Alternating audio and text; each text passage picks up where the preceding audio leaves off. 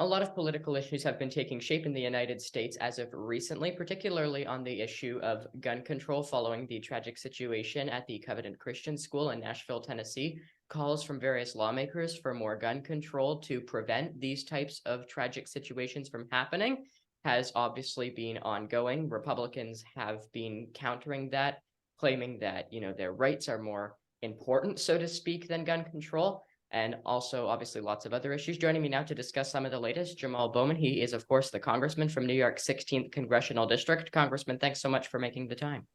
Of course. Thank you for having me.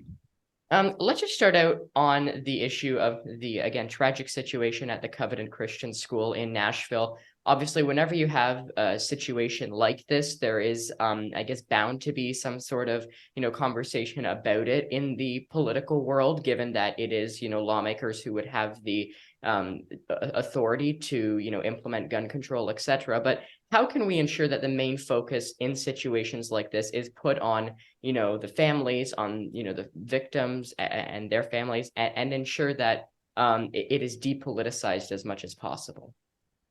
Yeah, we have to be able to do both, right? We have to be able to provide as much love and care and support to the families of the victims. And we have to do that. There are many cases where not only does the family need the emotional support, but the financial support to even have a proper funeral service for their family member or their child that was lost. So we absolutely have to do that. And we need to put things in place to make sure that happens. Right now, we currently do not have that in place at the federal level. But we also need to continue to push for common sense gun legislation. We have to. So without politicizing it, because it's not about politics, it's about policy. The majority of the American people support universal background checks and expanding the background check system that we currently have. The majority of American people support universal red flag laws. The majority of the American people support a ban on assault rifles. So there are things that the American people support that we're just not doing, and that's unacceptable. The other thing I would say is, there are some very consistent types of gun violence that happens in our country. One are the mass shootings that we see at schools and malls and movie theaters and clubs and all in places, very public places like that. But the other gun violence that we see consistently is the gun violence connected to illegal gun trafficking in our country. And we also have to address that issue. I just met with the ATF along with the NYPD, just so I could get a better understanding of how much do they collaborate, how well is data shared, and if you know who the straw purchasers and gun traffickers are, and if you know what gun sellers, which ones are the bad actors, why can't we hold them accountable? So we're not holding them accountable. We're not collaborating enough. We're not sharing enough data. So there's obviously a lot of work to still do. And what did you make of the reaction that did follow? Specifically in Tennessee, you had 3 Tennessee lawmakers who the Republicans in the Tennessee state legislature threatened to expel. They ended up expelling 2 of them, and they wanted to do the third 2, but obviously that didn't happen given that they were 1 vote shy of doing that. What did you make of that entire situation, given that they were protesting on the floor of the state legislature, and in response to that, again, they were met with expulsion? I was inspired by it. I was inspired by the people in Tennessee who protested.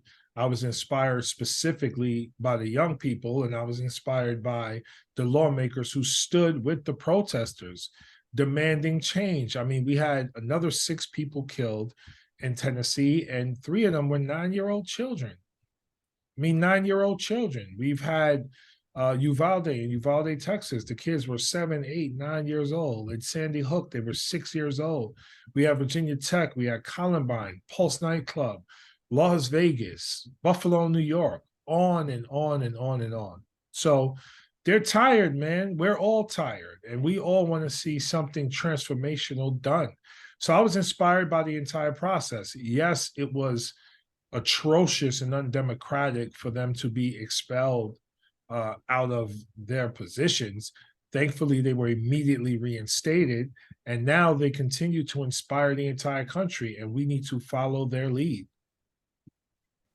And I suppose, too, I want to ask you about another issue that has been in the news quite a lot today, specifically myself as a young person, for example. And, given that more people are, specifically young people, seem to be taking more of an interest in politics, your colleague, Representative Ro Khanna, is calling for a California Senator, Dianne Feinstein, to resign. I guess putting that aside, obviously that is an important issue, but more so looking at it from a broader perspective, how do we ensure that in politics we can bring in different voices, so to speak, to ensure that there is equal representation on various issues, not just, one, type of individual who is, holding all of the decision-making power? We need to get big money out of politics. Right now, if you're a billionaire, you could pretty much buy an election. We have laws in place that pretty much state corporations are people and money is free speech. And so as long as corporations and big corporations play that sort of role in our political system, too many of my colleagues are going to continue to work on behalf of them as opposed to working for the American people. When I run my campaigns, I don't take any corporate PAC money because I don't want to be accountable to corporations. I want to be accountable to the people in my district. And by doing that, I make sure that I am always responsive to the people. Social media has helped for regular, quote unquote, everyday people to get their ideas out there and their voices out there. But we also need to engage in a lot of civic education and engagement across the country so that people know how to engage their elected officials and have conversations with them around the issues that matter most, and then hold them accountable when they're not responsive to those issues. But when we have big tech, fossil fuels, pharmaceutical companies, developers, and all of these very rich and powerful people pretty much funding campaigns up and down the country, that's going to always silence the majority of the American people, which is why we continue to move closer to a government that doesn't represent democracy. It represents something more like fascism.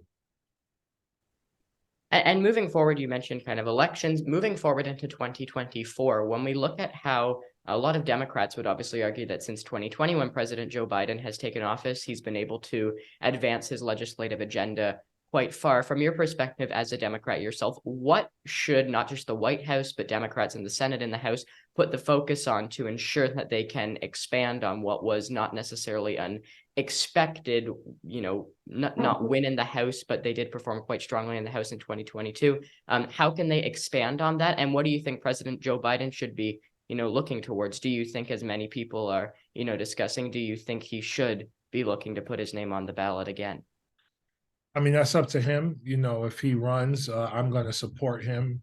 But the issues that the American people care about right now, and these are not dissimilar from the issues they've cared about for a very long time. A woman's reproductive health choices need to be her own. Affordability across the board, whether it's affordable housing, utilities, bills, transportation, etc. People are really struggling to live right now, and we need an affordability agenda to deal with the issue of inequality in our society. That involves, making sure corporations pay their fair share and the wealthy elite pay their fair share. And the third category I would point to is guns, and common sense gun control laws in our country to protect innocent people, to protect vulnerable people, and to protect children first and foremost. So those are three issues. Education is another one. Climate change is another one. We got to continue to push legislatively in the right direction on those issues. But again, what happens and what wins elections is community organizing, boots on the ground, deep canvassing in every corner of the country. That's what's going to win us more Senate seats in 2024 and help us to take back the House. And also Florida, you mentioned the issue of a woman's right to choose abortion. Obviously, when Roe v. Wade was overturned at the beginning of last summer, that was something that was very historic. But also Florida Governor Ron DeSantis just recently signed into law a 6-week abortion ban that actually took place in a closed-door ceremony as well. What do you make specifically of the increasing, again, politicization around abortion, around a woman's right to choose after, just again, last year, the historic overturning of Roe v. Wade? Well, again, like it's not politicizing. This is policy. Like this is a 6-week abortion ban. It's a policy now. And so what I make of all of this is the people need to rise up and take back our democracy and build a democracy that works for everyone. We've had a democracy that works for white men, particularly property owning white men. It was built by property owning white men. It has worked mostly for property owning white men. It hasn't worked for the majority of the Americans, people of color, women, the queer community, the disabled community, on and on and on. So that's what my takeaway is right now in this moment for all issues. It's on us to take back our democracy and keep it. And just lastly, before we conclude, when you look at former President Donald Trump and the issues that he is currently facing as pertaining to his indictment in Manhattan, based out of the same state that you are from as well, and some of the reaction from some of his GOP people who used to be allies of him, Ron DeSantis, as we were just talking about. You also have people like Nikki Haley. There's a small businessman running for president at this point in time. What are you looking towards as we head towards 2024, not just on the Democratic side, but also with the Republican side of things, given that President Biden will likely, and it is possible that he could go up against former President Donald Trump again? So, and I don't mean this violently, I mean this politically. I'm looking for the Republican Party to implode and to self-destruct and destroy itself. That's what I'm looking for. I think the president's indictment is a part of that happening, because I think that creates a reckoning for our country and a recalibration of us hopefully moving things in the right direction. And I think the battle between him, DeSantis, and whoever else, it's not a battle of ideas. It's a battle of hateful rhetoric. It's a hate for profit agenda. And I look forward to that self-destructing.